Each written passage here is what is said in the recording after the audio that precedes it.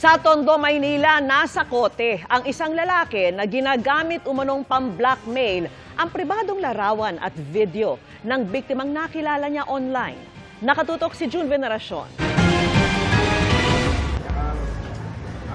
Hindi na nakaporma ang lalaking nakakap nang mapalibutan ng mga pulis sa Tondo, Maynila. Kinig ka ha, umuwi ka namin sa salang aggressive coercion, tsaka yung 92 minutes happy. Hinuli siya matapos sa reklamo ng teenager na makikita rin sa video. Sabi ng PNP, nakilala online ng 19 anyos na biktima ang 50 anyos sa suspect. Pagkatapos ay may nangyari sa kanila, pero hindi raw tumigil ang suspect sa nais itong muli silang magkita. Nung time na ayaw na po makipagkita sa kanya ng victim, nag-umpisa na po ang suspect na mag-blackmail dito sa victim gamit yung mga photos and videos with explicit content ng victim. Kasama raw sa mga napadalhan ng suspect ng mga pribadong litrato at video ang pamilya at mga kaibigan ng biktima. Naharap ang suspect sa reklamong grave coercion at paglabag sa Anti-Photo and Video Voyeurism Act. May gusto ka bang sabihin sa pagkakahuli sa'yo? Okay lang naman kasi alam ko naman kung may ginawa po sa kasalanan. Ang paglabag sa Anti-Photo and Video Voyeurism Act ang isa sa mga mahigpit na binabantayan ng PNP Anti-Cybercrime Group dahil sa patuloy na pagtaas ng mga kaso. Pangalawa ito sa mga nangungunang reklamong natatanggap ng PNP ACG, kasunod ng cyber libel. Noong nakarang taon, 347 na insidente ang naitala, mas mataas kumpara sa 294 na kaso noong 2023.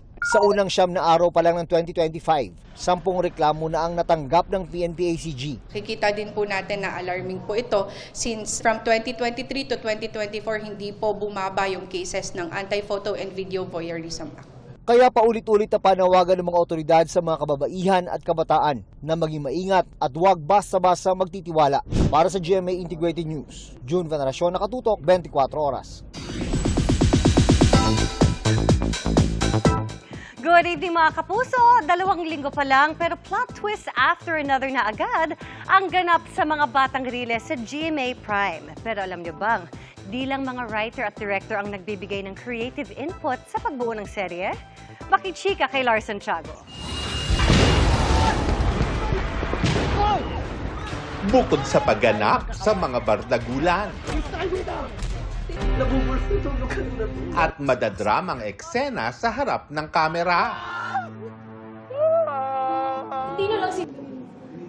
Todo rin ang ibinuhos ni Miguel Tan Felix para mag-share ng creative inputs kaugnay ng kwento ng mga batang riles. Sumasama pa siya sa meeting ng staff. Isa yun sa pinaka gusto ko sa show na to is I have a voice. May in-encourage po nila akong tumulong sa creative process ng paggawa. Ipinagmamalaki rin ni Miguel ang magandang samahan sa set. Nito ngang linggo, nagpaparty si Diana Zubiri na dinaluhan ng co-stars nila katulad ni Desiree Del Valle, Ines Veneracion at ang mga gumaganap na batang riles na sina Kokoy De Santos, Bruce Rowland at Antonio Vinzon. Sinubukan ko lang po, naimbitahan sila and thankful naman ako sa kanila at dumating sila ngayong gabi. Tsaka syempre maganda rin kasi na magkaroon tayo ng effort sa isa't isa para talagang maging close kami. Ngayong pangalawang linggo na ng mga batang riles, lalo pang titindi ang mga eksena. Kabilang ang pagsabak ni Diana Zubiri sa action scenes. Magkakaroon din ng mga laking pagbabago sa buhay ng mga taga-riles. Lahat po ng nangyari po sa amin, iba-iba po hugot ng buhay namin. And masasabi ko lang po sa mga kabataan ngayon, dapat mahalin nyo yung mga pamilya nyo, mahalin nyo yung mga kaibigan nyo habang nandyan pa lang sila. Makikilala nyo na talaga si Matos kung ano talaga nararamdaman niya, kung ano yung mga pinagdadaanan niya. Si Kulot po ay isang lalaki na sa umpisa walang laban, puno ng takot, pero simula nung makilala niya itong mga taga-riles, malalaman niya na kung paano lumaban. Ngayong linggo, Tito Lar, ito yung malaking pangyayari at babago sa buhay nila. Sobrang laki ng part ng story na to na kailangan hindi nila ma-miss to. Lars Santiago, updated sa showbiz happening. Tumila po ng isang traffic enforcer sa Bulacan matapos bundulin ng isang humaharurot na sasakyan. Sa EDSA busway naman, tumakas ng sitahin ang dumaang pickup na may sakay umanong congresswoman. Gayon din ang kasunod nitong government vehicle. Nakatutok si Nico Wahe. Bukas pa ang blinkers at nagwangwang pa ng dumaan kahapon sa EDSA Busways Ortigas Station ang sasakyang ito. Naagad pinara ng mga taga-Special Action and Intelligence Committee for Transportation o SAIC. Pero ang bungad nito... Sir, magandang hapon po. Yes, magandang hapon. Nandiyan yung VIP natin. Pinawala kami dito. At nang tanungin ng taga-SAIC kung sino ang VIP ang tinutukoy niya... Sino po? Si Congresswoman. Congresswoman ano po? Pero agad silang pinagsabihan na bawal ang pagdaan sa EDSA busway kahit pa ng tinutukoy niyang congresswoman. Bawal po tayo dito sir, sa busway sir. Wala po kasing... Oo nga, lumabas nga sila Kala ko susunod Hiningi ng mga taga-SAIC ang lisensya ng driver, saka pinatabi sa gilid ng busway. Noong unay animoy bumabagal ng takbo at tatabi ang sasakyan. Pero ilang saglit pa, humarurot ito at tinakasan ng mga sumitang mga taga-SAIC. Ilang minuto pang lumipas, isa pang SUV ang dumaan sa busway. Humarurot din itong tinakasan ng operatiba na tinamaan pa sa kamay. Government plate ang gamit nito. Ayon sa SAIC na ikipag-ugnayan na sila sa LTO dahil pareho nilang nakuha ang plate number ng dalawang sasakyan.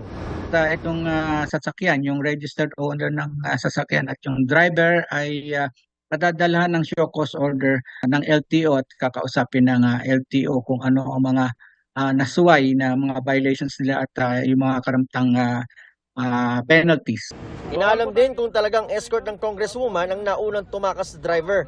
Alam pa yung sino, identity ng congresswoman, kung talagang siya ay escort, pero sinabi na ng enforcers na kahit escort siya ay hindi siya allowed na gumamit ng busway. Hindi siya kasama doon sa mga pinapaya na gumamit ng busway. Sa Santa Maria, Bulacan naman, makikita ang traffic enforcer na ito na nagmamando ng mga sasakyan. Maya-maya pa, makikita ang isang humaharurot na sasakyan. Tinumbok nito ang enforcer na tumilapon pa sa lakas ng pagkakabangga. Nandado pa sa General Hospital bed under observation pa. Yung driver nakakulong na rin sa police station at nakaipo na rin yung sasakyan. Puyat daw sila at sa biyahe. Sa Davao City naman, sarili niyang katawan ang inaharang ng traffic enforcer na ito sa isang sasakyan noong January 11. Bago yan, ayon sa enforcer, tinikitan niya ang driver ng sasakyan matapos illegal na lumiko sa may Torres Street. Pero imbes na pumarada, ay sinubukan itong tumakas dahilan para harangan niya.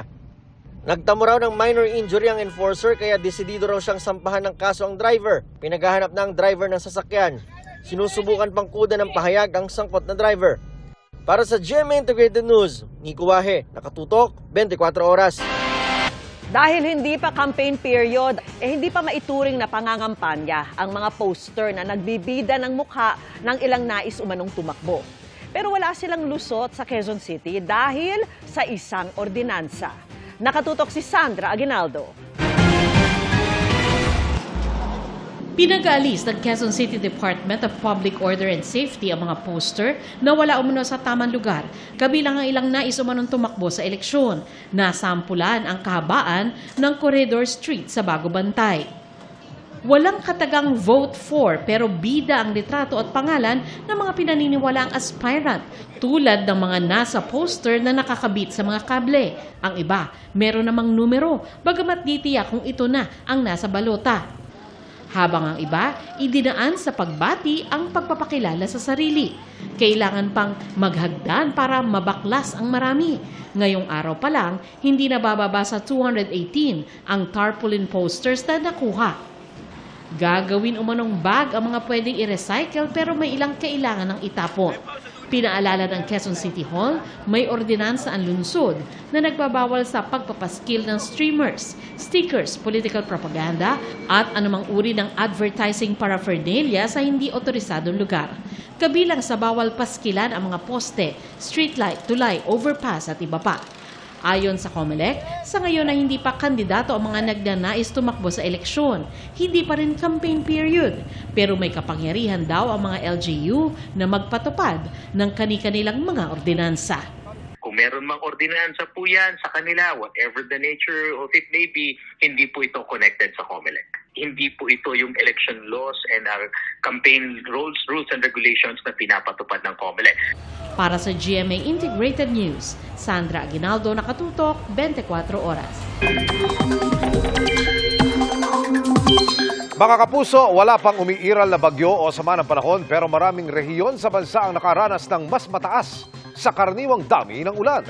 Base sa datos ng Pag-asa mula January 1 hanggang kahapon January 13, buong Northern Luzon, malaking bahagi ng Central at Southern Luzon, kasama ang Bicol Region ang nakaranas ng above normal rainfall. Ganyan din sa halos buong Visayas pati sa Sulu Archipelago, Zamboanga Peninsula, Northern Mindanao, ilang bahagi ng Bukidnon at Davao del Norte.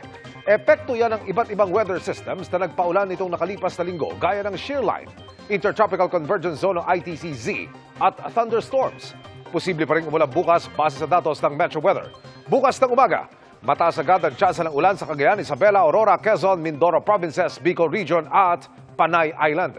Halos ganyan din ang panahon sa hapon pero mas marami ng lugar ang uulanin. Sa Northern Luzon, pati sa ilang bahagi ng Visayas at Mindanao, may heavy to intense rain sa ilang probinsya kaya maging alerto pa rin sa posibleng pagbaha o landslide. Sa Metro Manila, kung uulan man ay mga panandalian at panaka-naka lamang. Samantala, kumpara nito mga kalipas na linggo, lumalakas nga ang ihip ng hangin, amihan at buong Luzon na ang naapektuhan ngayon. Ayon sa Pag-asa, lalo pang lalamig ang panahon sa mga susunod na linggo at posible pang ang umabot sa single-digit temperature. Iyan naman ang sabay-sabay nating tututukan. Seryoso raw na kinukonsidera ni Vice President Sara Duterte ang pagtakbo sa 2028 presidential elections. Yan ang sagot ni Duterte nang tanungin siya sa kanyang pakikipagpulong sa mga OFW sa Japan kung may posibilidad bang tatakbo siya sa election 2028. Sinabi rin ni Duterte na hindi na raw pwedeng magpatuloy ang anyay mga nangyayari ngayon. Mahirap daw ipaintindi at mahirap ang kailangang gawin. Lalo't kailangan daw manindigan sa mga polisiya ng gobyerno para maayos daw ito. Pero naniniwala raw ang bise na magagawa ito kung magkakaroon ng direksyon at pagkakaisa. Base sa post ng SMNI, sinabi yan ni Duterte sa isang private trip sa Japan itong weekend kung saan binisita rin niya ang ilang grupo ng mga overseas Filipino worker. Bumaba ang trust ratings ng 5 pinakamataas na opisyal na bansa. Batay po yan sa survey ng Okta Research. Pero pinakamalaki ang ibinaba ni Vice President Sara Duterte.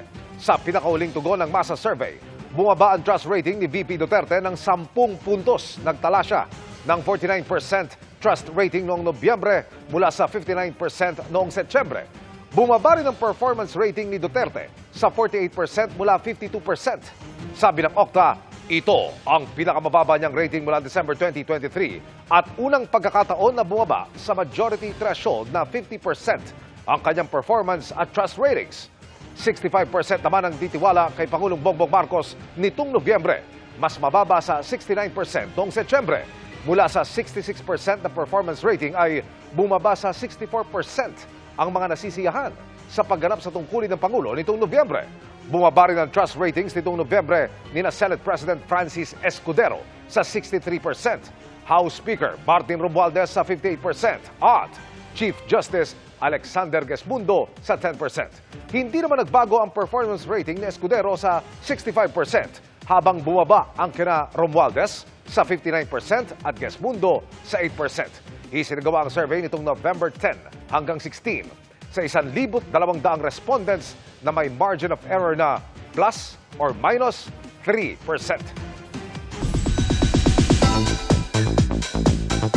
Who is the real mastermind? Ngayong linggo na masasagot ang malaking katanungan na yan sa nalalapit na pagtatapos ng GMA Prime series na Widow's War. Nasesipangs man ang cast, pati sila sobrang excited na dahil sa mga paparating pang revelations. Makichika kay Aubrey Carampel. Yes, meron, Miss Aurora. Sino? Sino pumatay sa papa ko? Yung sinasabi niyong Palacios killer, si Amando Damas. Revelation after revelation. Ganito ang huling linggo ng GMA Prime series na Widow's War dahil unti-unti nang lumalabas ang lahat ng katotohanan sa mga misteryosong pagkamatay ng mga karakter sa serye. mula kay Doc Orly, Paco at Basil Palacios, si Bev, Peter, Francis at Inigo. But wait, there's more! Dahil madadagdagan pa raw ang mga casualty na yan sa kanilang final week. Marami pa rin daw shocking revelations ayon kina Carla Abellana at Jean Garcia na gumaganap bilang sina George at Aurora Palacios. May mga mawawala pa.